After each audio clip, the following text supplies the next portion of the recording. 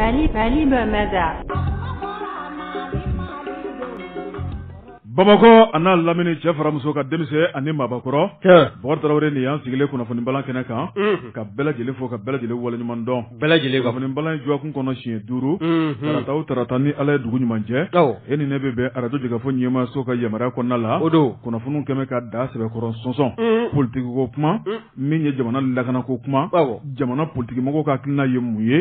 jamana yɛrɛ lombo lamalen don diɲɛ bɛ cogo di bi diɲɛ ka kalan fo ka damatɛmɛ an bɛ sunkalo kɔnɔna la wada an bɛ jɛ ka dugawu de kɛ Ala ka suntigɛ ali sunkalo musakaw Ala k'u nɔgɔya ye amina ya rabi sunkalo a bɛ kɛ ni kɛnɛya ye Ala ka kɛnɛya d'an ma amin sunkalo a bɛ kɛ ni lafiya ye Ala ka lafiya di jamana ma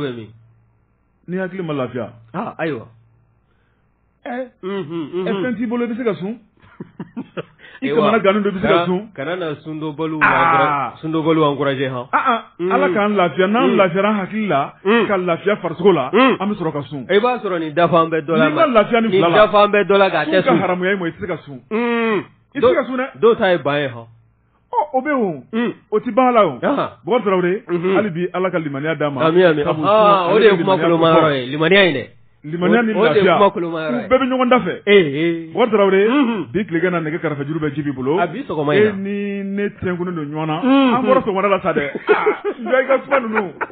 o tuma su ɲɛ bɛ k'i minɛ kelen n'aw ma se nɛgɛ kaɲɛ 12 ma an ma don tileganfɛla la Bɔkari n'an ye 11h30 sɔrɔ maa sen bɔra sɔgɔmada kɔnɔ kana na maa hakili jigin dumuni na o tuma minɛ fɔlɔ Bɔkari o tuma maa ɲini ji fɛ a k'a bolo yɛlɛma o bɛ bɛn Jɛka pip k'a ka feerefɛnw lakodɔn Bɔ Jabate naamu ne ko bala cogo bɛ di Bɔkari Tarawele ne bɛ n siga don joona Mali tribune na fasiriba n'o ye Ibrahima Ndiaye Bɔkari Tarawele a ko bɛɛjɛ fanga donni na Mali kɔnɔ san 30 ni san 1 maa minnu kɛra kɛlɛkɛcɛw ye Bɔkari Tarawele u ye ɲɔgɔn ye ni ka hakilinaw falen falen fasiriba ko nin hakilina in bɔra tɔn min na o de ye Adema PSG fasiriba ko sibiri tɛmɛnen n'o bɛnna min ye kalo tile filanan Bɔkari Tarawele i b'a ye k'a fɔ wulikajɔ belebeleba kɛra wulikajɔ in a bɛ tali kɛ mun kan Bɔkari o de ye bɛɛjɛ fanga n'o ye démocratie ye Mali politique maaw de wulila k'u jɔ ni k'u tigɛ di ɲɔgɔn ma ni ka fanga kɔrɔ ka gɛn ka dafiri n'o ye général Musa Tarawele ka fanga ye sabu a yirala k'a fɔ Musa Tarawele Bɔkari Tarawele ale tun ye banbanci ye a ti maa lamɛn a t'a kɛ maa ka kɛcogo la ko min ka da dɔngɔ ni a hakilina ye Bɔkari Tarawele o tuma k'a tun b'o de baara boloda parce que b'a ko min ye politique mɔgɔw ye u y'u tigɛ di ɲɔgɔn ma ni ka Musa ka fanga dafiri po o dafirilen an filɛ n'o san 31 kɔnɔ parce que b'a ko san 31 kɔnɔ mun ni mun de ɲana mun ni mun de tiɲɛna maa minnu yɛrɛ kɛra sababu ye ni k'u tigɛ di ɲɔgɔn ma ka Musa ka fanga dafiri Bɔkari Tarawele olu de ye ɲɔgɔn ye CICB la ni k'u da don bɛɛjɛ fanga yɛrɛ naliko la a kɛra hɛrɛ ye wa a kɛra bɔnɛ ye wa nafa jumɛn sɔrɔla ani tɔnɔ jumɛn sɔrɔla kɔnɔna la Bɔkari Tarawele u y'a walanwalan parce que b'a ko tɔn min n'o ye Adema PSG ye ale nunjuru bɛ maa min bolo o de ye Marimaca Jara ye Adema PSG ale président ba Bɔkari Tarawele ale kɛrɛfɛ min ye politique tɔn ɲɛmaw tun bɛ yen minnu bɛɛ lajɛlen kunkolo yera Musa Tarawele ka fanga dafiri waatiw la parce que b'a ko Marimaca Jara ale kɔni y'a yira k'a fɔ Adema ye nin hakilina in ta o ti dɔwɛrɛ ye a n'a jɛɲɔgɔn politiciens u ka na u ka kuma u ka na min b'u kun n'u kan ci u k'a fɔ malidenw ye gɛlɛya jugu minnu bɛ yen Bɔkari Tarawele tigɛ ɲɔgɔn wɛrɛ ko fara ka ca u k'a ɲini ɲɔgɔn fɛ jango ka se ka fura ɲini a la ko lajɛ in kun bɛɛ filɛ parce que b'a ko a ko min ye bɛɛjɛ fanga ye Marimaca Jara y'a yira k'a fɔ bɛɛjɛ fanga nali la an ka jamana in kɔnɔ n'i y'i sigi k'a lajɛ k'a tɛntɛn Bɔkari Tarawele fɛn caman de yera kɔnɔ fɛn minnu ɲana i n'a fɔ fɛn caman yera kɔnɔ fɛn minnu tiɲɛna parce que b'a ko bɛɛjɛ fanga n'i y'a lajɛ ka kuma di bɛɛ lajɛlen ma jamana jɔliko la kow yiriwara min ye kunnafonidisow cayara jabaraninw cayara Bɔkari Tarawele maaninfin u da tɛ bara kɔnɔ bilen n'i y'a lajɛ o taasira fɛ i b'a fɔ k'a fɔ ko min kɔni bɛɛjɛ fanga ye a kusara parce que b'a ko ni ko kun ye kelen-kelenninw ye o tuma a kɛra forobako ye an bɛ don min na ko bi kalanyɔrɔw walankatara ka taa bila kɛnɛyasow la Bɔkari Tarawele n'i ye ko caman lajɛ maa b'a fɔ sa ko bɛɛjɛ fanga k'a kɛra tare ye nka sira dɔ fana bɛ yen kuma ko nafamaya nali la parce que ba ko ni ye politique maw lajɛ ɲɔgɔn buruja de be bonya temble kingoshi temble mara temble ako ni yo lajɛ o de bɛjɛ fanga nali sababu ye ako bɛjɛ fanga ye fɛn mun ci an ka dukɔnɔnaw la an ka sigida kɔnɔnaw la an ka jamana yɛrɛ mara cogoya la ako ko kuncɛli to ban ako bɛjɛ fanga a ye maaw ɲɛ don ɲɔgɔn na parce que ba ko maa minnu tun bɛ kɛnɛ kɔnɔ olu fana kumana Zumana Sako ale min ye premier ministre kɔrɔ ye ale ye Adama PAJ fo ka waleɲuman dɔn u ye hakilina min ta ni lajɛ in na k'a b'a kun bɔ o kuma ko bɛjɛ fanga Bakari ko kɔfɛle kan ka k'a kan Cɛbilen Darambe sagajigi jɛman tɔn ale y'a yira k'a fɔ an bɛ don min na ko bi k'an kana bɔgɔ siɲɛ ka bin kan dɛ ko Mali sigilen bɛ a sentigɛ kɔnɔna la ala ni bɛjɛ fanga sababu ŋo de y'a to ale ka tɔn sigila segin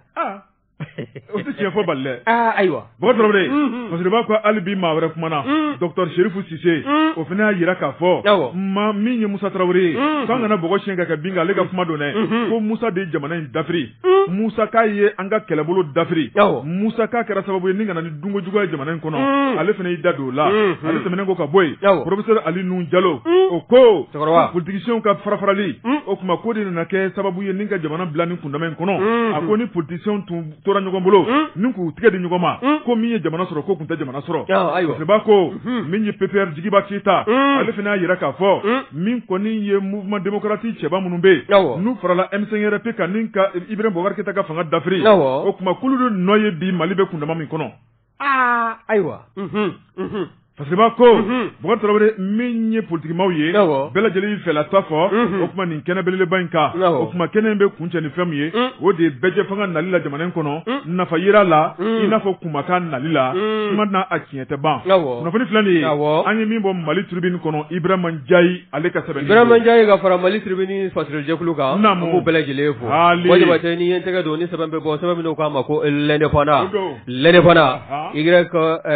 n'o ye Yusufu Kamara ye nin ye a ka fasiri ye a ko k'i da tula kuma min na n'o de ye an ka bɛjɛ fanga nali n'a san 31 o ye ɲinɛ ye o kɔni kɛla sabu ye wele ka bila sibiri tɛmɛlen ka bɛn avril kalo tile 2 ma san 2022 min kɔni n'a baaraw bɛɛ lajɛlen bɔla ka kɛ an ka ɲɔgɔn dalajɛsoba dɔ kɔnɔna na min kɔni senfɛ fana i b'a ye k'a fɔ min ye maa minnu bɛ yen n'olu kɛla sabu ye ka Baba Musa ka fanga n'o général Musa Traoré la ka hinɛ k'a ka fanga ni k'a dafiri bawo san 23 min ye général Musa Traoré jamana in ɲɛmaaya n'a kuntigiya din bɛ a ma wa min ye parti unique ye n'o ye parti kelen n'o ye a yɛrɛ ka politique tɔ ye o de kelen tun bɛ yen a ma sɔn politique tɔ wɛrɛ ka sigi sen kan o san 23 kɔnɔna na i b'a ye k'a fɔ maaw de nana fara ɲɔgɔn kan waasa fanga in bɛ se ka dafiri cogo min na o maaw fana na i da tula minnu to a la min ye Dr Umaru Marigo ye wele kun bila an bɛ a fana ma a donni kama min ye association des élèves étudiants du Mali AEM ale kun ye olu ka ɲɛmaa ye wa min ye a ka wulikajɔ ye ma dogo maana wa min ye wele bilalen kɔ a ma san 31 o bɛjɛ fanga ye nali la an ka jamana kɔnɔ o bɛ se ka ɲɛfɔli k'a ko ka cogo min na o ɲɛfɔli senfɛ ko kuma ma ja Marigo da wa Dr Umaru Marigo a ye kuma ta a y'i kanto ko min ye anw ka jamana ye jamana in k'a kan ka i janto bɛɛ bawo n'i y'a ta k'a lajɛ ko hali kɔsada in na a tɛna k'i pan dɔrɔn ka t'i bila kuma min na o de ye kɔsada in na anw ka finitigilakaw n'o ye forces armées maliennes ye les femmes du Mali olu ye wulikajɔ min kɛ Mura kɔnɔna na n'o ye Kwakuru cercle kɔnɔna ye n'o kɛla sabu ye ka Bamanjilaka min ye jatigɛ wale kɛbaaw ye k'u caman ni kɛnɛ karaba Marigo kɔni y'a jira ko wulikajɔ min bɔla ka kɛ armée fɛ dɛ k'o taabolo in k'a ma ɲɛ ko bawo ko min ye civililaka maa caman ye k'olu nin tola a la ka taa sɔrɔ kɔrɔfɔ in a ma sɛgɛsɛgɛ o kɔrɔfɔ bɔ ka bin wa a tilala ka fɛn min da o kan kokura n'o ye Dr Umaru Marigo ye parti sadi ɲɛma a ko min ye M5RP ka taa se an ka camancɛla fanga ɲɛmaw ma minnu bɛ yen bi na o ko n'o ye colonel Assimi Goïta ni a nɔfɛmaw ye ko ninnu kɔni ko fɛn kɔni bɔla ka kɛ Mura kɔnɔna na k'o kɔni ye olu de ka fili ye bawo maa minnu ni kɛnɛ karabala a kɔnɔna na n'o ye civililakaw ye a banban bɛ nin civililaka kuma in de kan ka nin kɔrɔfɔ in bɔ ni k'a sarada k'o kɔrɔfɔ in ko a degu a n'a a tɔɲɔ a n'a hakili waso k'a kan ka taa ni ka bila maa minnu kɔrɔ k'o de M5RP ani min ye transition ɲɛmaaw ye wa halisa Dr Umaru Marigo a k'o kɔrɔfɔ bɔ ka bin i b'a ye k'a fɔ min ye kununko ye ntɛnɛn n'o bɛna a fɔ kununko ntɛnɛn n'i y'a ta k'a lajɛ min ye finitigilaka dɔw ye minnu kɔni ni maa tɛ se k'o faranfasiya pereperelatigɛli dira maa na o k'olu kɔni dara Umaru Mariko ka so u donna ka so o ma sɔrɔ yen u ye maa minnu sɔrɔ yen n'o y'a ka dudenw ye u ye bɛɛ lajɛlen ka tɛgɛlaminɛ minɛ i la n'o ye téléphone portable ye bɛɛ lajɛlen ka téléphone portable minɛ i la wa min kɔni o ye sokɔnɔna ninnu k'o larawe Mariko ma ye ɲɛna wa n'i y'a ta k'a lajɛ maa ninnu kɛlen kɔ ka nin baara kɛ u bɔra ni ka sokɔnɔ Mariko ka du ni k'a koli u ka u sigi sa Mariko n'a kɛla nafa ye an bɛ jɔ k'a la ni ka taa ni a ye a ko kɔni kɛla da min ye kɔrɔfɔ in kɛ a fɔ wale in bɔlen kɔ ka kɛ i b'a ye k'a fɔ min ye a yɛrɛ ka politikitɔ ye dɛ n'o ye parti sadi ye o kunnafonidila n'o Nuhu Keyita ye o de ye kɔrɔfɔ in bɔ ni ka diɲɛma bɔ a kalama réseaux sociaux sanfɛla la k'a jira k'a fɔ ko finitigilaka dɔw kɔni nana minnu donna Mariko ka so ni ka dukɔnɔmaw ma Mariko sɔrɔ ye min kɛ o ye Mariko ka maa minnu bɛ u y'olu bɛɛ lajɛlen ka téléphone portable minɛ u la wa min ye yɔrɔ in ye ni k'u jɔ yɔrɔ in dala maa tɛ don maa tɛ bɔ kɔrɔfɔ in bɔ ka bin i b'a ye k'a fɔ a sɔrɔ an bɛ fɛn min fɛ ni maa bɛ siga o la i n'a fɔ n da tula la cogo min na o de ye Mariko min ye démocratie n'o y'an ka bɛɛ ye o nali an ka jamana kɔnɔ a ka san 31 sɔrɔ o ɲɛnajɛw n'o baro de lasigi senfɛ wele min n'o kun bila mɛ Dr Umaru Mariko ma n'a taara kɔrɔfɔw bɔ ni k'o sansalama ni ka tila k'a jira k'a fɔ M5 ni transition maaw olu de kɛla maa terroriste maa 200 min sala ko kɔni ko olu kuma ka fa ko wa ko min ye olu ka faali ye ko a bɛ da maa minnu kunna k'o de ye transition maaw o ni M5 min ye anw ka sɔrɔsiw ka wulikajɔ ye k'a wulikajɔ k'a man ɲɛ nin kɔrɔfɔ ninnu bɔra Mariko da kɔnɔ maa b'a jigi fana k'a fɔ min ye sɔrɔsiw ka taa a ka du kɔnɔna na ka taa nin waleya kɛ a nɔrɔ bɛ a ka nin kɔrɔfɔ minnu n'a y'o bɔ ni k'o sarada nin ye sɛbɛn min n'a y'a sama ka bɔ lɛnɛbana kɔnɔna na Yusufu Kamara a ka fasiri don Bɔkari Tarawele an ta o laban ye boli ye ne bɛ n tigɛ don ko kura soir de Bamako parce n'o ye Laya Jara kalimutigi a kɛmɛ ka kalimu ta sɔgɔmɛnɛ na Bɔkari Tarawele an ka taa tigɛ di ɲɔgɔnmaya tɔn na n'o ye UR2 Ala ma hinɛna Sumayila Sise ale ka tɔn UR2 Bɔkari Tarawele maa belebele fila tun bɛ ɲɔgɔn na tribunal la b'a ko kunun tɛnɛn avril kalo tile 4 min ye commune 5 na tribunal ye Bɔkari Tarawele jaabi bɔra ka bin ni maa min ka nisɔndiya ye kɛlɛ kɔnɔna la o de kɛra Gɔɲɔn Kulubali Fasiriba ko nin kɛlɛ in a nana nasira jumɛn kɔnɔ Sumayila fatulen maa min tun ye premier vice président ye professeur Salifu Sanogo ale tɛmɛna ni tɔn ɲɛmaya ye camancɛ fanga o ɲɛma dɔ Bɔkari Tarawele k'u to sigi kɔnɔna la o tuma maa dɔw kɔni wulila tɔn kɔnɔ ko ka congrès boloda ni ka ɲɛma kura sigi Sumayila Sise ale sigiyɔrɔ la min kɔni professeur Salifu Sanogo n'a ka jama olu kangara o ko la Bɔkari Tarawele a ma ɲa min kɔ min ye janvier kalo tile 16 Gɔɲɔn Kulubali fana n'a ka jama sabu tɔn kɛra ko ye olu kɔni y'u yosi ni ka t'u ka tɔn sigi u yɛrɛ ye Bɔkari Tarawele ni ka taa congrès boloda congrès kɔni a kɛra min ye bureau y'a sigi o bureau kɔni sigilen Bɔkari wulikajɔ nana kɛ tuguni min ye clan professeur Salifu Sanogo o n'a ka jama u y'a yira k'a fɔ min kɛra a ma kɛ sariya kɔnɔ o tuma u ye dɔw ɲangi ni ka dɔw gɛn ka bɔ tɔn na ka dɔw gulon parce que b'a ko o tuma o de nana ni gɛlɛya belebeleba ye sabu n'i ye nin ko ninnu bɛɛ lajɛlen lajɛ maa kologirin fila bɛ yen olu ka donni na URD kɔnɔ o de nana ni farafarali ye n'o ye Mamadu Igori Jara ye n'o ye Dr Bubu Sise ye Bɔkari Tarawele ninnu fila ka nali jamakulu tilala 3 ye maa dɔw kɔni bɛ maître Demba Tarawele kɔ dɔw bɛ Mamadu Igori Jara kɔ dɔw yɛrɛ bɛ Dr Bubu Sise kɔ min ye hakilina nana kɛ 3 ye parce que b'a ko mun hakilina kɛra 3 ye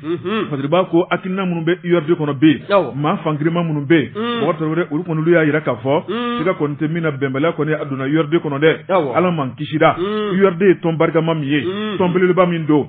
min ye bɛnbaliya ye Bɔkari Tarawele e ko a bɛ sɔn k'a ci dɛ Bɔkari i n'a fɔ o kɛra tɔn caman na parce que b'a ko an ma se o bunako kan ba nka min kɔni ye professeur Salifu Sanogo ye ale n'a ka jamakulu olu ye laɲini boloda ko congrès mun kɛra janvier kalo tile 16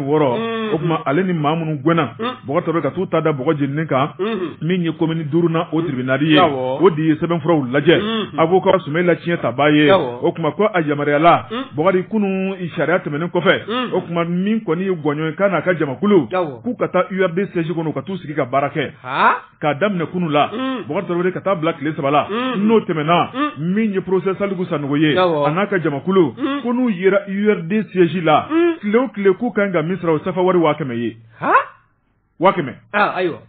Botre parce que ba ko min ko ni gonyo kulubali e kiri mu jabi bora kunu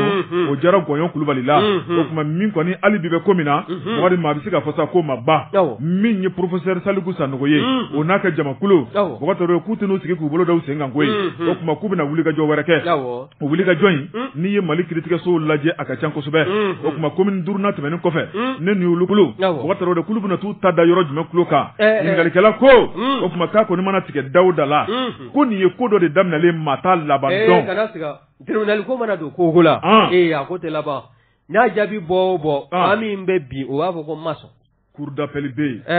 kiri tigla mo yoro lube a expression wele ba do wa ils vont interjeter appel aflede o be ko bantay o te ba o nya damnale de flemundo IRD lube nyona kirila RPM ulube nyona kirila amitami aywa uka sabali nimbe ba jira ka fo mamunu gumba nyama yala ma woro tumbe munu tumbu joro no vega o te se ka dakena warta de ambe mi fanye kuna fondila o kuma kuna kulu jele ne be before farfarali ya be je kulu fanga doya uka sabali uka ben kula malika nafa bola malika tunabola kuna fani flani ay mi bo sorde ba ko kono la jara alega sabani do la de bo ko mauka wajiba te ambu fo ni intege do ni sabambe bo sabami no ka ma ko nouvelle horizon tuguna a Traoré ni aka fasiri tuguna ko mi conseil national de la transition anyama ka fara amma anofe moga ko umuga la jaraba kerengrele ni ka atako flana ni ka daile kunungowa ni ya taka laje mi o yere jabala be me yoro mi ma no ke me assemblée no be ka assemblée joro fabi o de centre international de conférence de Bamako ni anga sende takale no conseil national de la transition anyama akungeme ka wele bla bla jilema o wele se fe baye ka fo mi yanga chama jara fonga fonga blo nyamae Dr Sugal ko kala maiga ka fara ka gouvernement mauka haka jami sente mamuru yere ni bela jile ndume kana kono ka tase mamunu mbe no ye jamana warawe no luga chebo no be no yo kala sigido no be onga jamana kono nana ni bela jile nga ma kuma kana kono ni ko fota ka laje mi ye colonel Jawwe asigilengo hagil nanjigi ka be December ko dot le duru ma san 2020 ibaye ka fo kunungo ndene ka be avril ko le nani ma 2022 anga nyogo ndala je soba mimbe no ken ngembe assemblée no be ko joro fa bibina ina fo nya fo jogomina no centre international de conférence de Bamako kene ko ni adayela la wa mi ye kalo sababu nyongo ye no e club bi ko nondo ye obena ke abarawla wa mi ye projet de loi ye ane proposition de loi o bisaba o de ko ni mdambe tabali 120 hakli jaga bobu na tanika nyeshuma wa ni ko fo nunu laje adobe taliga faminga mi ye onga logol koyi katase onga e fonction publique no forba chaye o tabulu misana wo misando be fuka tase mi ye statut de fonctionnaire de la police ani minu ye infrastructure ye ani code de douane fuka tase una nyongo woroma dabe na doni bele jilena mi ye alisa conseil économique social et culturel olu ye hadina jira mununge na be wele ko recueil no ye recueil 2021 o fana be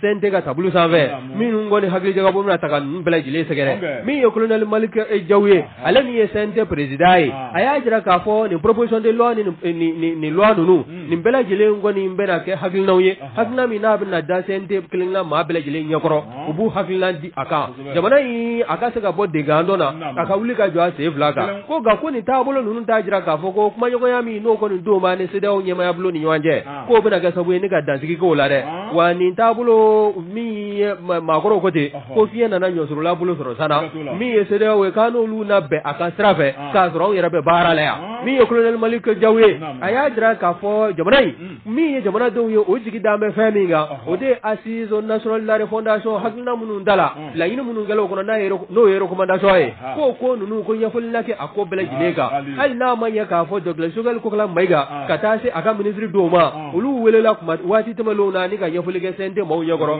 kasika o ko nunu mbwanga jabara nu zanvelala jamana do nga saka tabala tafani kungle na soro akola ko ga ko ta balide ko wele be na black tuguni chama joro foka foka blo nyamama no Dr Sugal ko kala maiga e mi ye la yin munun no lungera assise national la fondation o ko nana o ekle de mado la jere o ko bola femununa ani kamina do kana bugo sizala femunu zala ka waleya ani gela kala femunu la wala lila Dr Sugal ko kala maiga ka na nyafolike sente mo nyakoro la lo tabloka wani ya la jafana aka plan d'action du gouvernement no PAG o fana be danga mina ka bi anya fodo kana bugo bila o bla be danga mina ani femunu minnu sela ka ko fana na an'o bɛɛ lajɛlen walawala jɛma ye ko bawo min ye CND o bɛɛ ye jamanadenw de ye wa min ye assise nationale de refondation o baara minnu n'o bɔra ka kɛ anw ka jamana kɔnɔ o kɛla jamanadenw bɛɛ lajɛlen hakilina de fana na minnu kɔni ni jamanadenw ye laɲini dɔw kɛ o laɲiniw de fɛ i b'a ye k'a fɔ fɛn minnu bɛ yen n'o laɲini na n'o ka gɛlɛn o ko ninnu k'a kan ka waleya a man ka kɛ gafe ye ni k'a bila an ka tiroiru kɔnɔna na jamanadenw ka laɲini n'u ka hamina ye fɛn min ye k'o de kan ka kɛ jamanadenw ye n'a ma ɲɛ k'a fɔ ko kɔni kɛla nin cogo in na fo ka taa se min ye CEDEAO ye olu ko cɛmancɛ fanga ɲɛmɔgɔw ka fanga bila min ye kalata ye o ka kɛ ni cɛmancɛ fanga ɲɛmɔgɔw ko aw kalata an ma ban k'a tɛ kɛ nka an bɛ fɛ a ka kɛ waati min kɔnɔna na fo ka taa sɔrɔ fana ko caman bɛ yen n'o ye fili ni bisibasa don b'o la o ko bɛɛ lajɛlen filiw ka lafili o taabolo minnu filɛ nin ye a kɔni min ye colonel Maliki Jaw ye k'a ko bɛɛ lajɛlen bɛ dangɛnɛmaya jamanaden kelenna bɛɛ lajɛlen na ladɔnniya wa min ye jamanadenw hamina ye k'o bɛɛ lajɛlen k'a bɛɛ lajɛlen k'a na ɲɛnabɔ a ye kuma kuncɛ ni fɛn min ye o de ye kɔsada in na jamana n'o ye faso Maliba ye an ye jɔyɔrɔ gale min sɔrɔ n'o ye jɔyɔrɔ filanan ye kɔɔri sɛnɛli la an ka jamana kɔnɔ farafinna gungana na a ko foli ka taa ni ka ɲɛsin kɔɔri sɛnɛlaw ma ka ɲɛsin an ka gouvernement maaw fana ma minnu ye cɛsiri kɛ waasa anw ka cikɛlaw olu ka se k'u cɛsiri cikɛ fɛ waasa an ka se ka nin jɔyɔrɔ sɔrɔ diɲɛ kɔnɔna na min ye kɛrɛnkɛrɛnnenya farafinna gungana ye Maliki ko min ye CNT ɲɛmaa ye k'a fɔ waati ni don nataw kɔnɔna na fɛn caman kɔni bɛ olu na sigi sen kan min bɛ se ka kɛ lafiyada ye jamanaden kelenna bɛɛ lajɛlen ma nin ye ko ye sɛbɛn sɛbɛn min n'an y'a sama ka bɔ Nouvelle Horizon kɔnɔna na Tuguna A Tarawele a ka fasiri don kuma ka ɲi ko maa min ka saraka ma bila Bamako la danganda sigili bɛ k'i ma wajibi ne ko bala cogo bɛ o Tarawele maa t'i bolo to wara da ni ka tulo la kuma duman fɔ a ye ka t'o la min ye sɛbɛnnikɛla wari n'o ye Abdouramani Diko ka bɔ Mali tribune kɔnɔ nin ye ale ka sɛbɛnni ye Abdouramani Diko a y'a yira k'a fɔ Bɔkari Tarawele min ye wari dunko kuma minnu bɛ ka fɔ jamana in kɔnɔ Bɔkari Tarawele siga foyi t'a la maa minnu bɛ n'u tɔgɔ kun santamalen bɛ Bɔkari Tarawele maa kelen maa fila fo maa 100 yirika parce que b'a ko a ko in a dalen bɛ dɔɔnin dɔɔnin i b'a fɔ ko glace ji mun ni bɛ yen Bɔkari Tarawele n'a ko tɔ tɛ ka fɔ malidenw ye fasalikɛla n'o ye Abdouramani Diko a ko jamana marabaaw dadelen don nka k'u dadelen don fɛn ba kan ko dɔ bɛ ka kɛ b'a ko a ko min ye wari dunko kuma an ka faba kɔnɔna la n'o kuma wulila o sɛbɛnfura dossier bɛ ta ka di maa minnu ma o de ye commune 3nan o tribunal ye o kuma min ye pôle économique ye o jabala parce que b'a ko a ko n'i y'a lajɛ wari dunko kuma a suma bɛ maa caman nɔfɛ fanga kɔrɔ min tɛmɛna n'o yi bɛ kɛ ka fanga min ye an ka kɛlɛkɛcɛw ka minan Bɔkari Tarawele o minɛnw sanni ko la i b'a ye k'a fɔ kuma caman o fɔra loi de programmation militaire Bɔkari Tarawele bɛnkɛr'o ma sɔnkɛr'o ma ni ka nafolo bɔ foroba wangade kɔnɔ ko kuma k'a bɛ don kɛlɛkɛminɛnw la nka nafolo min n'a yamaruyala k'a ka bɔ nafolo taara min o b'a ko nafolo min sanni da donna kuma na o de ye CFA wari miliyari 1000 ani miliyari 230 ani 1230 milliards de francs CFA o de bɔra k'a bɛ don minɛnw na minɛnw taara minɛnw nana wa e tɛ Mali kɔnɔ yan de Bɔkari Tarawele parce que b'a fɔ a ko ni loi d'orientation militaire a hakilina taara san 2015 maa min tun bɛ jamanakuntigiya la o de ye Ibrahim Boubacar Keïta a bɛ tiɲɛ sɔn a ko min ye IBK a n'a ka gouvernement ka taa fara min ye buloba kɔnɔna kan Bɔkari Tarawele olu y'a jalatigɛ o tuma k'a jira k'a fɔ Mali kɛlɛkɛcɛw ka recrutement kɛ ka formation kɛ ka minɛnw san ka tajiw san Bɔkari Tarawele n'i ye nin bɛɛ lajɛlen lajɛ o tuma nafolo min kan ka don la san 5 kɔnɔ miliyari 1000 miliyari 200 ni miliyari 30 parce que b'a ko bɛnkɛr'o ma sɔnkɛr'o kan o tuma ko bolo ka bɔ wari kan joona joona k'a bila tigiw ka bolo kan Bɔkari Tarawele parce que b'a ko min kɔni Mali opérateur économique ye n'o bɛ jurabaw ko fɔ maa 100 bɛ yen k'olu tɔgɔ kunfɔlɔ yera a ko la maa minnu bɛ yen n'u ye sɛbɛnfura lankolonw labɛn min ye surfacturation kɛ Bɔkari Tarawele maa dɔw bɛ yen olu kɔni entreprise dɔw dilan k'a sɔrɔ kun t'a la foyi foyi ka wari labɔ ka tɛmɛ n'a ye ni k'u ta ka tila ka waritigiw ta tɔ d'u ma o bɛɛ de kɛra koyi n ko nin waati in na maliden tiɲɛna koyi suyali tun bɛ kɛ nka a kɛra a dangɛnɛmaya na nin furanjɛ de kɔnɔ papier dilan ka na n'a ye nin nafolo an b'a ta ka di i bɛ taa n'a ye o tuma i nin yɔrɔ ye nin ye i ka tila ka segin n'anw ta ye ka wari kɛ ka bɔrɔ sɔn sɔn ma kabako f'i ɲɛna avion min sara n'a kɔrɔfɔ bɔla ka bin n'a da kelen ma fɔ a sɔngɔko la maa dɔw ma bɔ yan ka to u ka commission minɛ an dafɛdugu in dɔ la ka n'u da yan wa u ka ca sudɛti commission minɛna arrangeur a minɛna mobile a minɛna sudɛti wa naani avion a minɛna sudɛti wa naani a bɛɛ o ne sudɛti nɛgɛbɔ yan 30 000 francs bon tarawele faseba ko no Abdurrahman Diko ye Abdurrahman Diko ya yira ka fɔ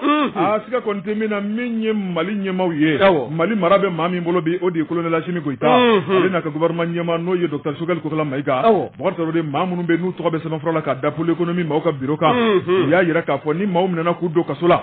bon tarawele o kuma kaso kɔnɔ sigi o kuma ko a bɛ jamanadenw dusu suma dɛ nka min ye jamana ye ko ta y'a la bɔnɛ ye faseba ko a ko n'i ye jateminɛ kɛ o kuma min ye arrangement bɛrɛtulen wari ko ka fisa ni min kɔni procès jɛlen faseba ko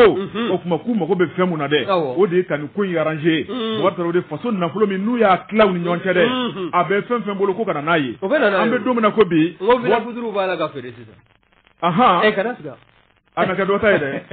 bon tarawele faseba ko a ko n'i ye ko taabolo lajɛ maa minnu bɛ min n'u bɛ pôle économie maaw ka bolo kan bon tarawele ko miliyari min farala ɲɔgɔn kan ka bila trésor kɔnɔ bi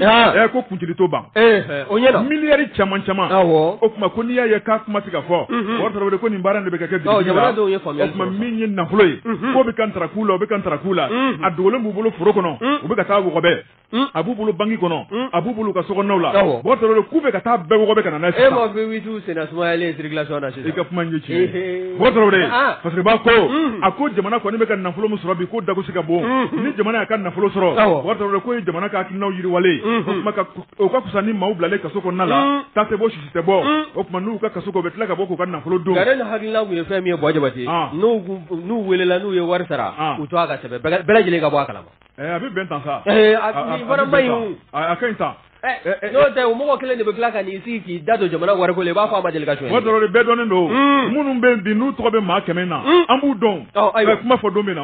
n'u bɔra tuguni k'u bɛ kuma an bɛ kangari d'u ye dɛ kana siga i tɔgɔ tun bɛ nin ko in na i y'a wari sara n'o tɛ i tun bɛ taa kaso la bɛɛ dɔn bɛ jamana in kɔnɔ fasiriba ko o dɔrɔn siga kɔni tɛ min na jamana ɲɛmɔgɔ k'u bɛ baara la u tɛ sunɔgɔ la koyi u ye baara min kɛ nin k'a ɲana kojugu sabu ko jamana ye wari caman sɔrɔ kunnafoni filɛ nin ye an ye min bɔ Mali tribune kɔnɔ a ka bi bɔli don Mali tribune ka fara Abdurrahman Diko kan an b'u bɛɛ lajɛlen fo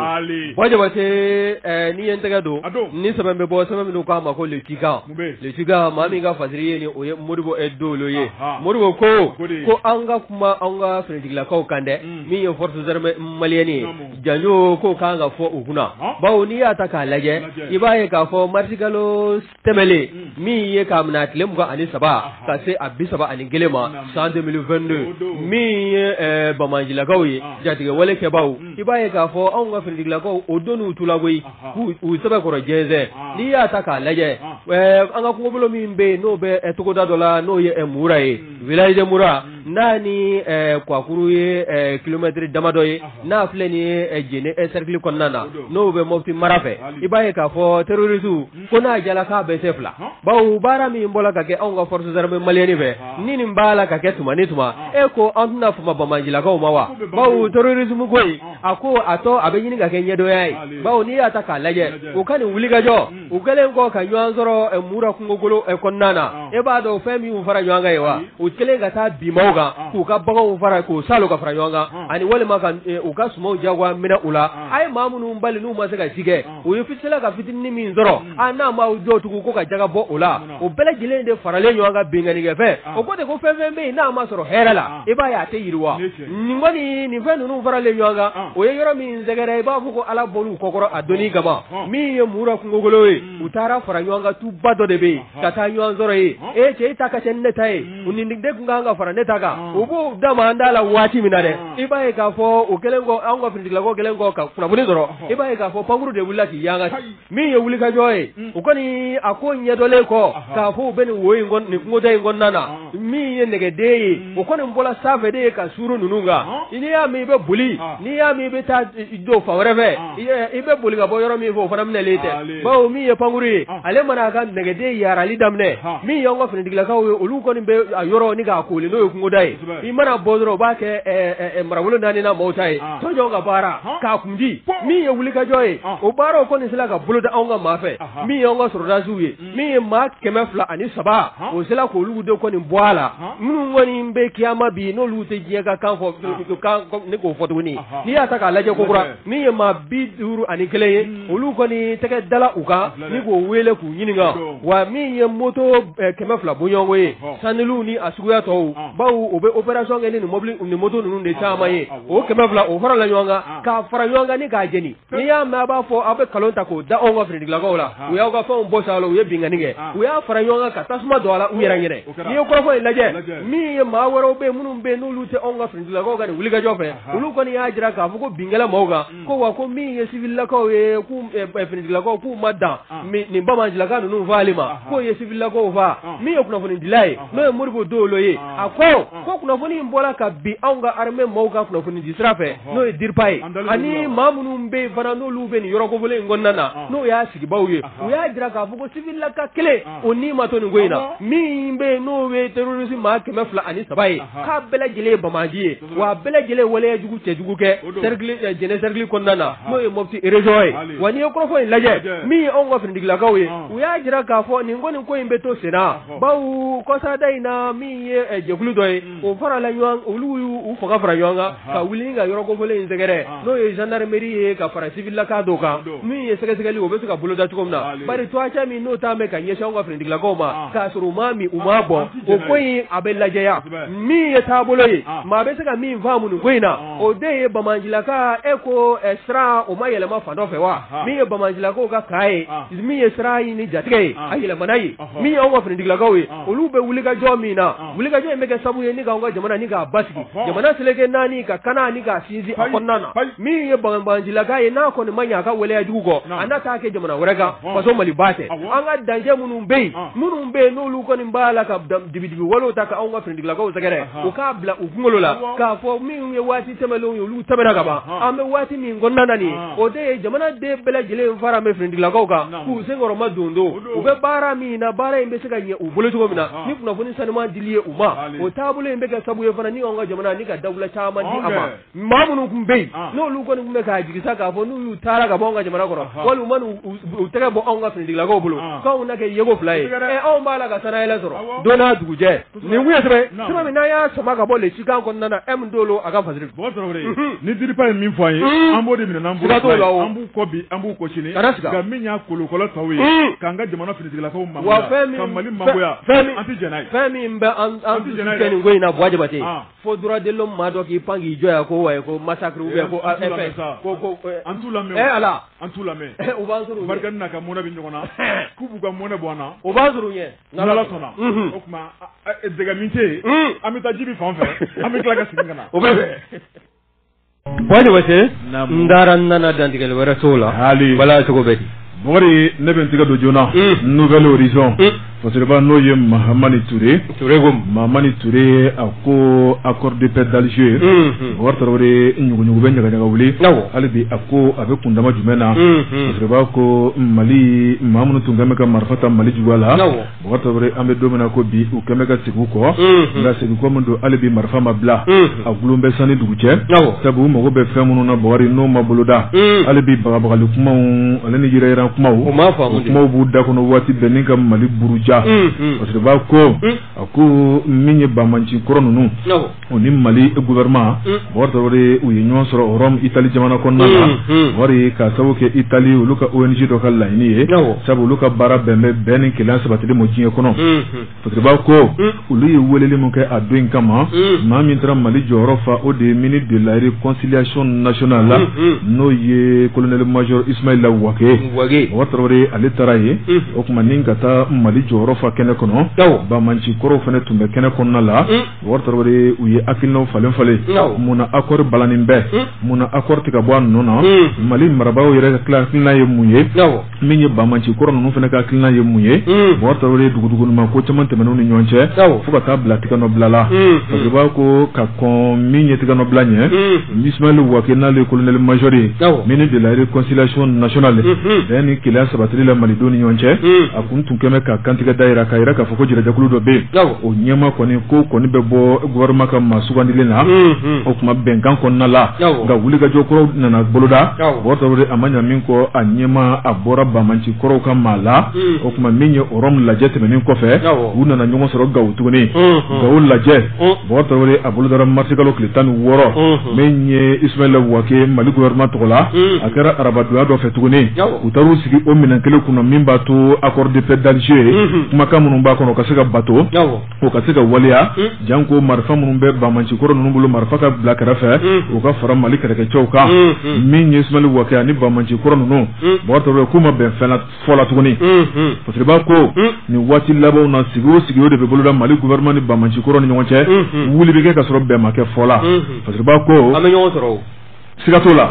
an bɛ ka taa cogo min na ta quoi an bɛ ɲɔgɔn sɔrɔ o fana tɛna ja dɛ ni dɔw sigi bɛ Bamakɔ yan ko armée y'a don ta a y'a bɔ ta n'a ye ɲɔgɔn sɔrɔ nin kɔ Bamancila ko i b'a mɛn fan wɛrɛ fɛ i t'a mɛn Mali kɔnɔ nin ye tiɲɛ kana siga Bɔtɔrɔ Mamani Touré ko a ko min kɔni ye jɛrɛjɛkulu dɔ bolo dara n'o ye cadre stratégie permanent ye Bɔtɔrɔ n'o ko ma ko CSP a ko o ɲɛma tara ka di maa min ma o de ye Fahad Aga Al Mahmoud o kuma min kɔni o ɲɛmaya bɛ ale bolo parce que b'a ko ni jɛrɛjɛkulu maa minnu tun ye marifa ta u ka ca kosɛbɛ u caman de faralen bɛ ɲɔgɔn na ni jɛrɛjɛkuluba in na u y'u wakili kɛ maa min ye o de ye Fahad Aga Al Mahmoud ye ale kɔni y'a yira k'a fɔ k'ale ɲɛ bɛ min na k'a fɔ ko nin ko in bɛ balan bɛnbaliya Mali ni Bamancikɔrɔ ni ɲɔgɔn cɛ wari ko kuma t'a la o kuma ko a mana sama togo o togo la o kuma kan laban an bɛ tila ka ɲɔgɔn ye wa k'an bɛ bɛn fɛn na parce que b'a ko min kɔni ye bɛnbaliya min kɛra o yɔrɔ min an bɛ don min na ko bi o kumaw kɔni bɛ ka fɔ réseau kan wari tarawele ka taa bila sɛbɛnkan wɛrɛw la a ko siga kɔni tɛ min na Bamanci ninnu kalikan ye min ye sɛbɛnfura min bolo dara min ye accord d'Alger kɔnɔna ye wari tarawele a don kama ni jamana tun bolo tunɔminen don k'a da kɔrɔ bɔgɔtɔ de ko k'o bato jagoya Mali gouvernement dun y'a yira k'a fɔ n'o batora jagoya o tɛ foyi ko fɔ tilali kɔ Mali ka tila Mali o kuma ka buruja bɔgɔtɔ o kuma min ye transition ɲɛmaw ye o ko abada fili minnu kɛra olu tɛna tugu fili kɔ jagoya min kɔni accord in a bɛ réviser min ka segin dɔw kan minnu bɛ n'an bolo tunɔmina n'a kɛcogo ma ɲa bɔgɔtɔ k'a kɛ malidenw sago ye min tɛ malidenw sago ye bɔgɔtɔ ko kuma kɔni tɛna fɔ abada Bamanciw bɛ ka mankan ci o kuma n'u tilal'u ka mankan ci la o bɛ ka bɛn n'an ye parce que b'a ko a ko min ye accord d'Alger ye siga kɔni tɛ min na bɔgɔtɔ n'a ma yɛlɛma n'a kɛra a kɛcogo la bɔgɔtɔ ko min kɔni Mali tilaliko ye o kuma ko nin y'o de boloda parce que b'a ko bɔgɔtɔ min kɔni Mali ɲɛmaw ye ko kumakan min bɛ f'u ye sa o de ye hali b'u ka malidenw lamɛn malidenw fɛla ko ye fɛn min ye malidenw tɛ fɛ abada min ka Mali sɔrɔ o kuma k'u ka baara kɛ n'o ye n'a kɔni ma ɲɛ k'a ko kɛra ta Buwa Jabate segin kɔ banna an tɛ segin an kɔ dɛ ayi dɛ wa n'i bɛ kɛ jamana in den ye bɛ k'a ye wa n'i bilala jamana juguya la i ni fɛn min ka k'o bɛ ɲɛ o bɛ da i kan an tɛ maa si musa an tɛ maa ɲɛdala kɛ an tɛ maa lamɛn k'an ka finitigilakaw ka taa baganw ma k'u bɔnɛ u ni na ten manamana ko la ko fɛ n'a sɔrɔla an bɛɛ b'a fɔ ko k'an ka yɔrɔ tigɛ ka d'anw ma royaume kɛnɛdugu tɛ nin an t'a fɔ ko k'an ka yɛrɛma hɔrɔnya d'anw ma jama sɔrɔ bɛlɛdugu tigɛra ka d'anw ma royaume sɔnko tɛ nin Gawo an t'a fɔ ko k'olu ta tigɛ ka a tɛ ɲɛ koyi a tɛ ɲɛ bi dɛ kuma bɛna wuli yan a tɛ ɲɛ bi a tɛ ɲɛ manamana ko a tɛ marché a tɔgɔ Nouvelle Horizon an ye nin sɔrɔ ale kɔnɔ Mamani Touré ale ka sɛbɛnni don Nouvelle Horizon Mamani Touré k'u bɛɛ lajɛlen fo n'i ye n tɛgɛ don ni sɛbɛn bɛ bɔ sɛbɛn min n'o k'a ma ko la sentinelle maa min ka fasiri ye nin o ye S Sogoba ye a ko min ye n'a ma ɲɛ k'a fɔ anw ka samata sɛgɛw olu ka degeli karamɔgɔ min dun bɛ n'o ye Mohamed Magasuba ye n'a ma ɲɛ k'a fɔ a kɔni sɛbɛn kɔrɔ gɛnna fo ka wulu so a nɔfɛ ko maa wɛrɛ minnu bɛ yen n'olu b'a nɔ kan dɛ k'olu bɛɛ lajɛlen kɔni nɔ k'a ka minɛ n'i y'a ta k'a lajɛ min ye fasiri kɛbaa ye n'o ye S Sogoba ye Sogoba ko anw kɔni ka jamana in ko maa tɛ a faamu bawo min ye anw ka samata sɛgɛw ye anw fura dama anw kɔni tɛ taa n'a yɛlɛ sɔrɔ diɲɛ don o don kuma suulu bawo n'i y'a lajɛ maa kofɔlen min n'o gwɛlen filɛ nin ye n'o y'anw ka samata sɛgɛw ka degeli karamɔgɔ ye o kɔni a tun bɛ ɲɛma danganya jɔyɔrɔ min na o kɔni k'a minɛ san 2017 ka na 2018 la a yɛrɛ ka suganti ka danaya d'a kan k'a kɛ degeli karamɔgɔ jolen ye o baaraw daminɛna san 2019 wa o ko in ka na se bi ma i b'a ye k'a fɔ min ye maa min kɔni n'o ye a ka ko ni k'a sankɔrɔta k'a kɔkɔrɔma don a bolo o de ye fédération maa min b'o ɲɛmaya la bi n'o ye Mamutu Touré ni bɛɛ lajɛlen ko ko Bavier bawo min ye a ka contrat signé kɔ n'o ye ka sɛbɛn tɛgɛnɔ bila kɛ ani jamana